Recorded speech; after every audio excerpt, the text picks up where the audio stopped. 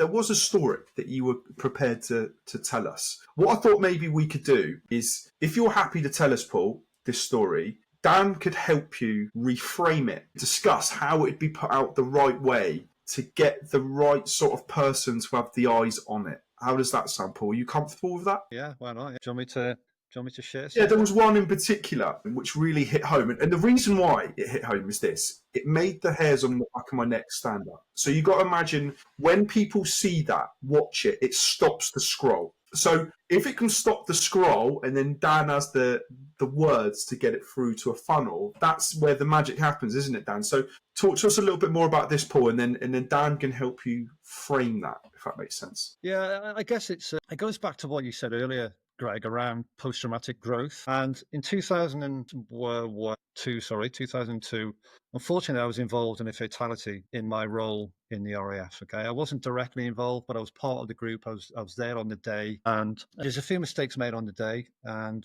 as an organisation, as a team, we learned a lot of things that day. I guess through a great deal of therapy and a great deal of pain as well over the years, and I'm talking 20 years of carrying this guilt and this pain, I've learned a lot of things. And really, on the day itself, if I focus on the day, it was very much an ego-driven culture that I worked in. I was fitting into something that I felt I needed to fit into a group, into a certain type of behavior, because, as much as the military is great, sometimes it does breed that kind of ego state, which wasn't me. And I fell into that trap of behaving like that. And we made some decisions on the day that we shouldn't have done. And throughout that, I carried guilt for many, many years. And with a little bit of therapy now, I understand that actually it wasn't particularly all about the mistakes made on the day. It was about culture, about who you were, and how we need to be authentic in how we do stuff and be true to yourself. And what I didn't do in that time, in that couple of years I was working at that place,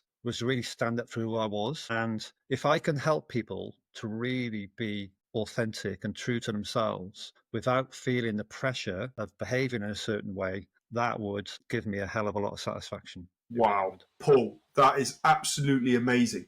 And Dan, to help you and give you a little bit of reference for that, what Paul's talking about is bond trauma. So the idea of we are all a product of our environment. We all are affected by stuff that's happened to us throughout our lives, okay? Product of our environment, bond trauma. That also leads to something called fearful avoidant attachment style personality. That means that it's not something that's going to go viral. It's not something that, if that sort of story is going to be read to 100 people, you'd expect the majority of them to go, wow, that's too heavy for me to take on.